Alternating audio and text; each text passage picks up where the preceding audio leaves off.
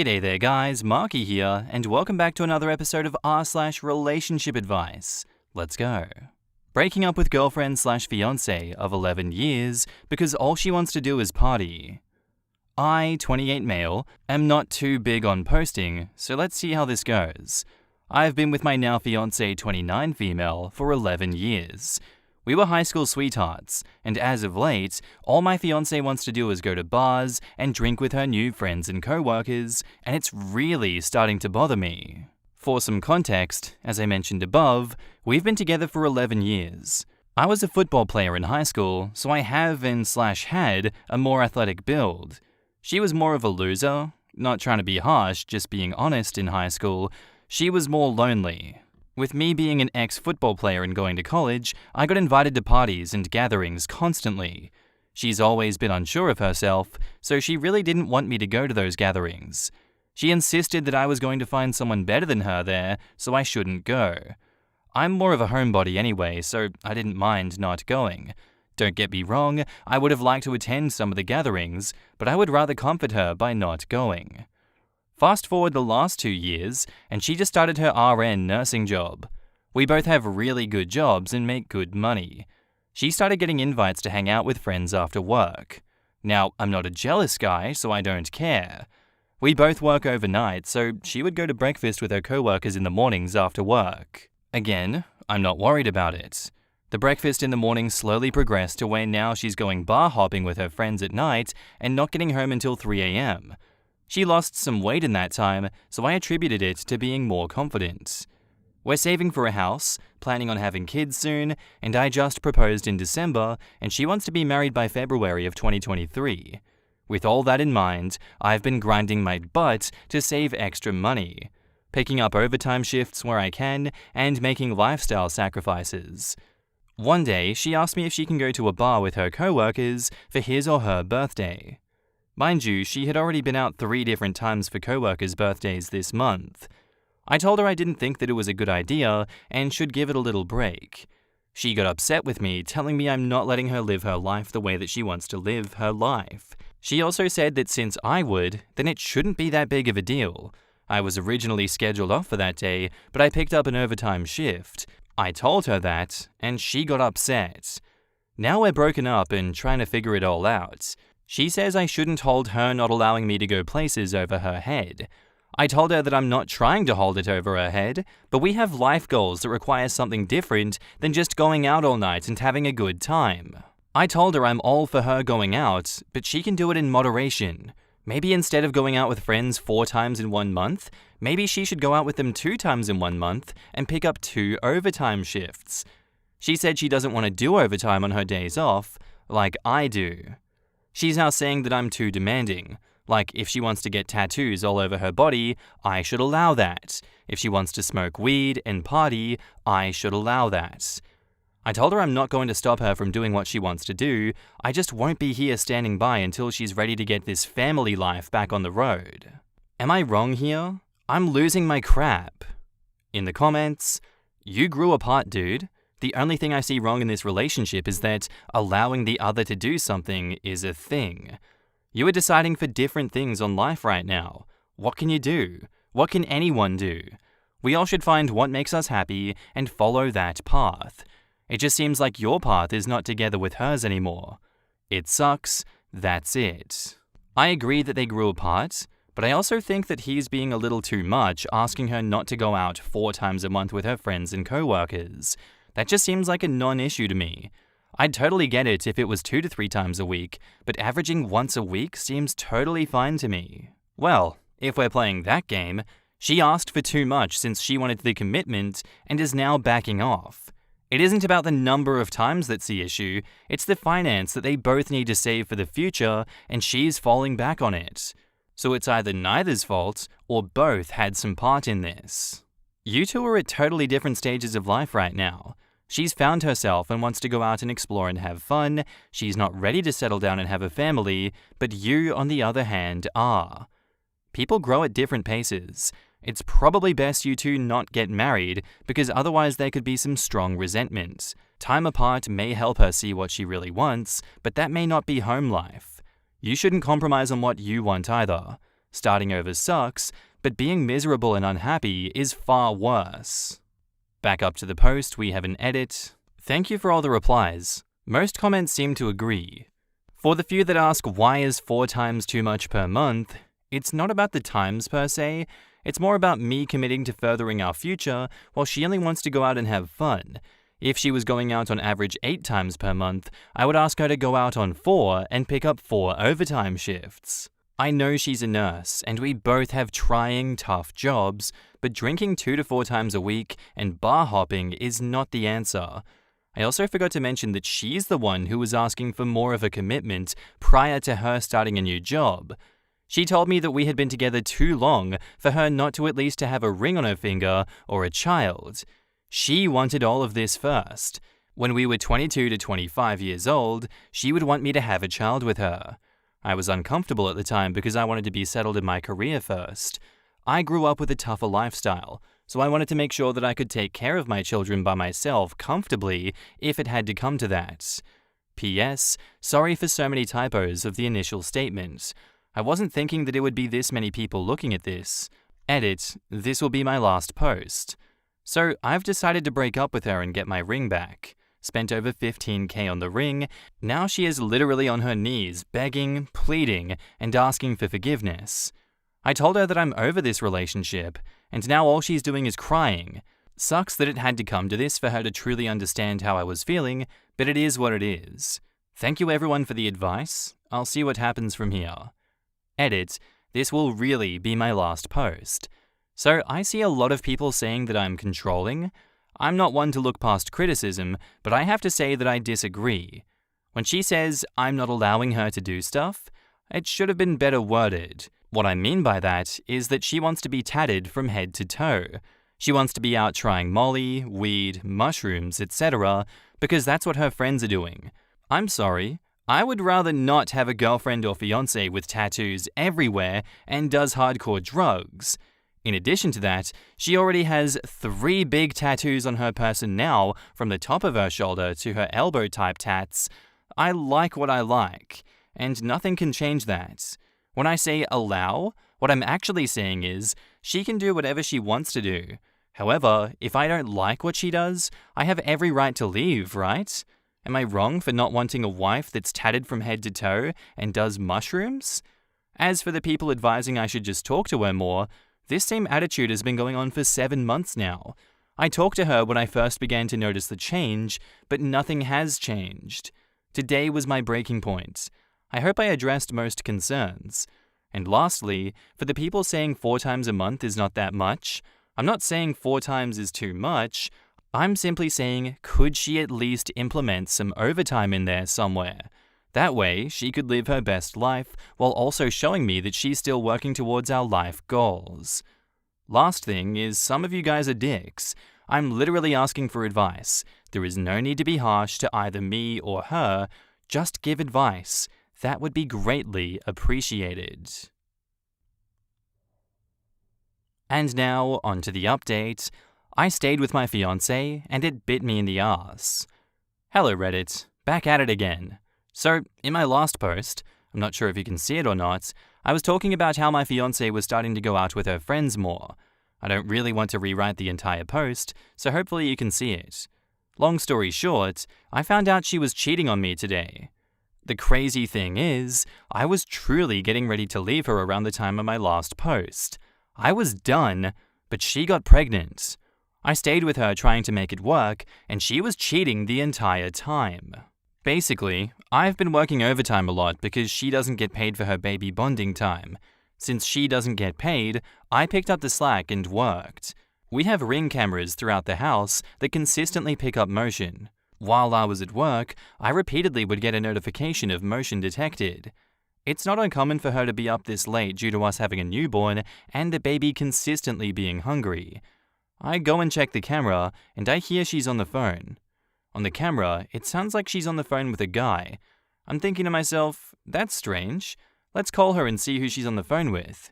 She says, oh, I was on the phone with my friend. The friend she was referring to is a female. I tell her to go watch the video because it sounds like she's on the phone with a guy. She says no, she wasn't on the phone with a guy. She was listening to a video of a guy talking while talking to her friend. At this point, I'm on high alert. I'm trying to figure out how to catch her lie blatantly because she's adamant that it was the video of a guy talking that I was hearing. So here is what I do. I didn't want to tell her to send me the contact of her friend because her friend would obviously lie for her and she would delete the guy's number. Spoiler alert, she had the guy's number under her friend's number. So I FaceTime her. I have her screen share with me, and I then have her go to her friend's contact, and strange, why is there 2 numbers listed? She said, oh, her friend has 2 phones, so she had both numbers. I say, okay. I call the first number on my work phone, and a guy picks up the phone, SMH. She finally admitted to talking to the guy for a year, but she claims that she hadn't cheated with him. She started talking to him when we were going through a rough patch in our relationship. I've always told her that if she wanted to be with someone else, she could just leave. I'm not a cry for you type of guy, and I would respect her a lot more for just being honest about her wanting to be with someone else. Crap sucks. I've been with this girl for 11 going on 12 years. High school sweethearts. I'm not a bad-looking guy, and I've turned down a lot of women to be faithful to her. She literally wasted a ton of my life that I could never get back. We just had a kid and bought a house together. Now all of that is over with. So I guess the moral of this story is, don't ignore the signs of cheating. Her phone would always be on Do Not Disturb. She suddenly wanted to be out with her friends. She would do other suspicious things that I just can't think of right now. I'll be getting a paternity test on the child to see if he's mine. Just heartbroken and torn. I'm also not the off myself type, so don't worry, I just need some time to get over the heartbreak. Thanks for reading. Update, to add to the heartbreak, I learned that the guy that she cheated on me with is 37 years old with 5 kids. For comparison, I'm 29 with no kids, except the one that I might share with her. I make $150K a year with a really stable job. She's also 29. He's a hospital janitor. Can't make this crap up, dude. She cheated on me with him after knowing him for 1 month. She had sex and did stuff in his car on their lunch break. You can't make this crap up. In the comments, about time someone on Reddit understands you don't have to stay in failed relationships. Good luck, mate. Why did he stay with her after that first post? Even without the cheating coming to light, they had simply grown apart to the point of incompatibility. He'd matured and was trying to build a life for them, or at least for himself, whereas all she cared about was the next good time. He said that he stayed because she got pregnant, but unless it caused her to rethink and settle down, which it clearly did not, then I can't see any reason to stick around. Life tip, if you're in a relationship and the relationship itself is making you unhappy, get out of it. Kid or no kid. Sunk cost fallacy. I've seen so many miserable relationships because of this. It just blows my mind how much people don't realize, or care about, the logic behind this. Never continue a mistake just because you spent a lot of time making it. Realizing how much this applies to every area of life changed how I process situations. I'll walk out of bad movies that I already paid for, stop eating a bad meal at restaurants, etc. You may lose the time and money that you've already invested, but you can save the rest. She got pregnant because they were still having sex even though he was unhappy and eventually planning on breaking up with her. Life tip, don't sleep with people you're questioning your relationship with.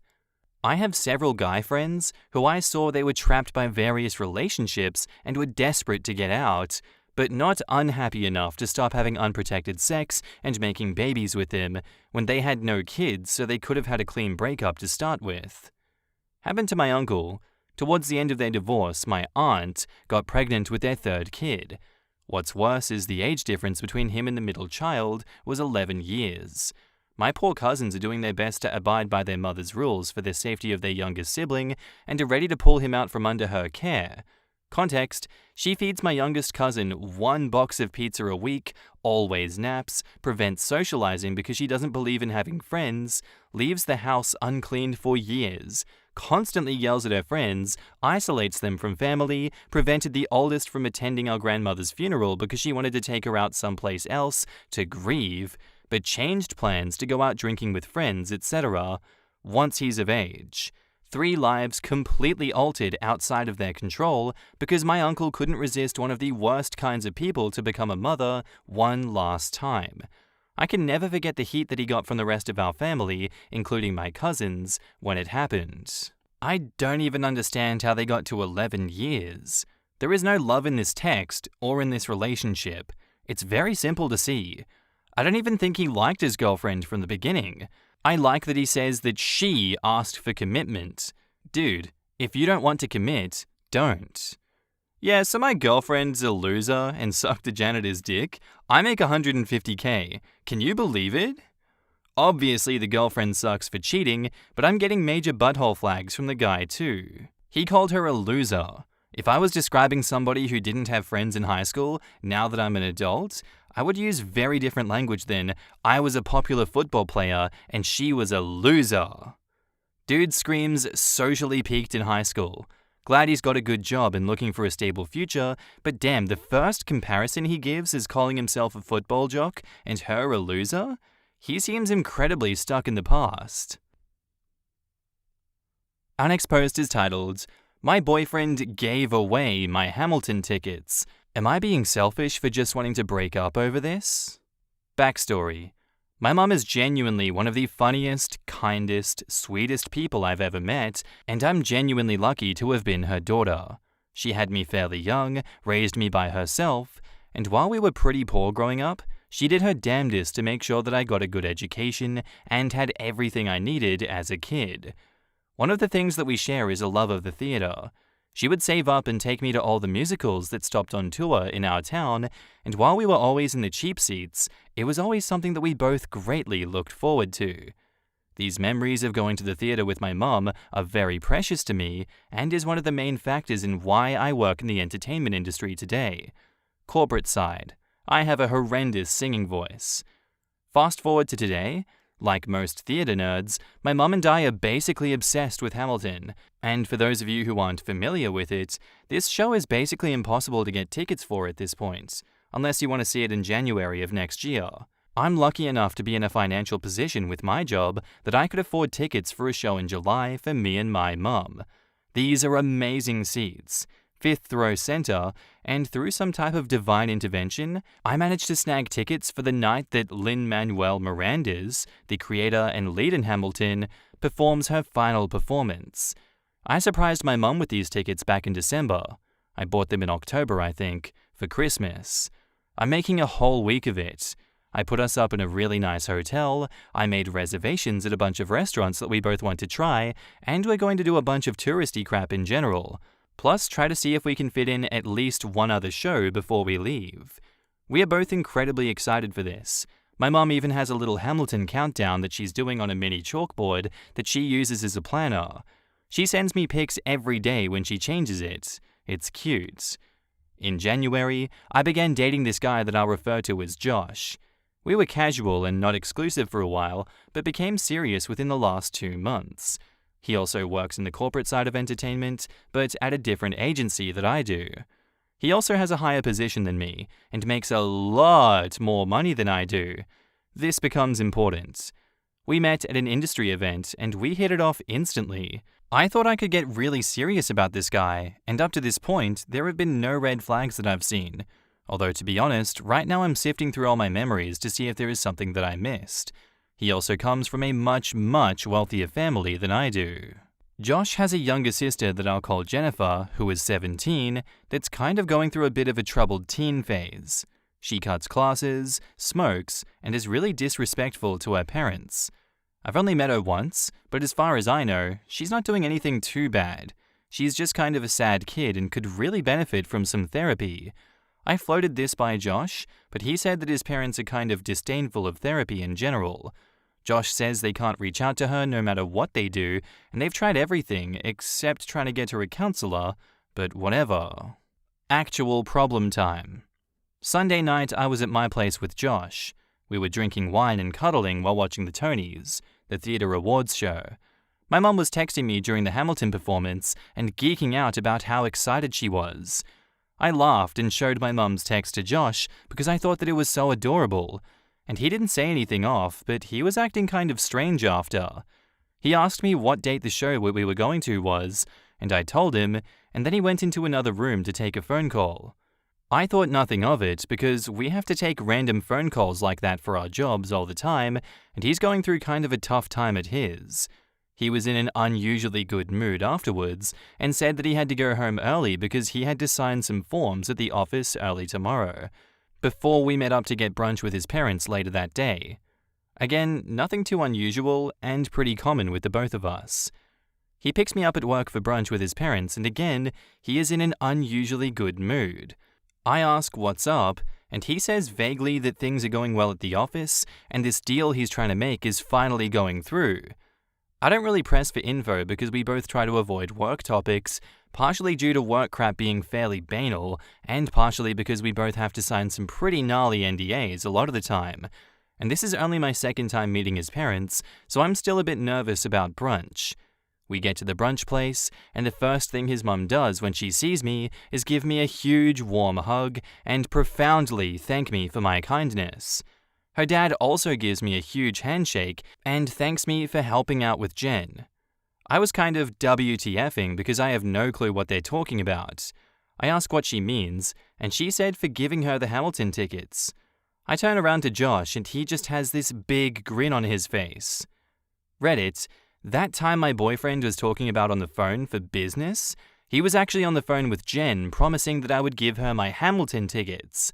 I was so thrown off by this that I kind of, not very tactfully I admit, said how I had no clue about this. Josh looks pissed and his parents are equally thrown off, but instead of getting mad at Josh, his mum just says, "Well, you can still give them to her though, right?" And they all just look at me like I'm supposed to just agree with this. And I try to explain that the trip is actually for me and my mum, and how important this is to my mum. All three of them start going on about how Jen is super excited about this, and that this is the first time that she's not been mad/expressed happiness to them in a while. And that's how the next half hour goes basically, until the parents leave, mad, and the dad calls me a selfish cow. I'm so flabbergasted that I sort of just put up with it, but I could barely get in a word. Josh and I go outside to the brunch place, and he starts screaming at me about my selfishness and how Jen is going through a much harder time than they thought. He wasn't very clear on this, so I'm not quite sure what he meant, and that I'm being childish because it's just a musical. I hate having arguments in public. Also, this is one of my favorite brunch spots, and I wanted to be able to come back without being embarrassed, so I wasn't really engaging. He eventually called me an expletive, and then left in his car, which is awkward as hell because it was valet parking, so he was just kind of stewing by the valet stand while I was waiting for my Uber. Later that night, I texted him saying while I wasn't giving up my tickets, there are still some available on that date. However, they cost about $2,500 due to ticket scalpers jacking up the price. Believe me, this is not a problem for either the parents or my boyfriend. He literally bought a $3,000 watch for funsies last week. The only response that I got was that that was an exorbitant fee. I agree, but not the point. He refuses to pay, and he didn't understand why I couldn't just give the tickets to Jen. I also got texts from both of his parents pleading with me to get the tickets, and also they forwarded an email to me that Jen sent to Josh and her parents for thanking them for the surprise. Apparently, she's also obsessed with Hamilton, and this is making her year. Also, we live in LA. Do they expect me to give up my plane ticket and hotel? Like, what the hell was their game plan here? Look, I completely understand wanting to help out with Jen, and I feel really bad that apparently her family is filled with weirdos, but this has been all so baffling, and the entitled behavior they displayed is a massive turnoff. I am not giving up these tickets. Is this selfish? But I also kind of want to cut my losses here. The attitude Josh displayed towards me outside of the brunch place was very unpleasant to say the least, and he knows how disrespectful I find being called an expletive, so I'm of half the mind to just break up with him. He knew I had these tickets for a while, and I don't get why he decided to do this now at all. But should I contact Jen and explain at all? I just saw that she made a really excited post on Facebook about it. I'm not friends with her, but I am friends with my boyfriend, and he liked her post. I would straight up buy the tickets for her, but frankly, I can't afford these prices because I'm saving up for the NYC trip for my mum. How do I move forward? In the comments, this is really bizarre, and I think you should break up. I'm still super confused though, as I'm sure are you. Who would think that this was a reasonable way to go about things in a million years? I really don't understand how he can see texts from OP's mum freaking out with excitement about going to see this show and immediately think that the tickets are up for grabs. What a narcissistic butthole. It's honestly so strange. Something about this makes me feel like this goes beyond mere narcissism. Control, maybe. He was acting strange after she brought up how excited her mum was, which at first I put down to him acting strange because he was thinking, oh crap, I didn't realize her mum was looking forward to this so much. That's a problem for my ticket plan. But then, he took a phone call, presumably confirming the ticket handover, and afterwards he was happy? It's almost like he was acting strange that his girlfriend had something with someone else that she was looking forward to, and happy to have taken that away from her. I would dump him. It's not just about the tickets, but the lack of respect. He chose not to tell you and waited for it to come out in public in hopes that you'd step down to avoid making a scene. You sound like you have a good relationship with your mum. Take her to the show. Good mums are forever, boys are temporary. And the response to that comment is the update to this situation. OP says, yeah, I'm typing up an email dumping him right now. Normally, I think it's better to meet up IRL for things like this, but his behavior both during and outside brunch was scary, and I would prefer not to be alone with him right now. Maybe that's paranoid, but better safe than sorry. I think this is one of those situations where everything was so crazy, and they were acting like this is totally normal behavior, that I thought I was the insane one. Yeah, I wouldn't want to meet someone like that in person either. Plus, he does sound completely narcissistic and crazy. Don't be alone with that guy. And that's where I'm going to finish today's episode, guys. I do hope you enjoyed, and I'll see you in the next one. Bye.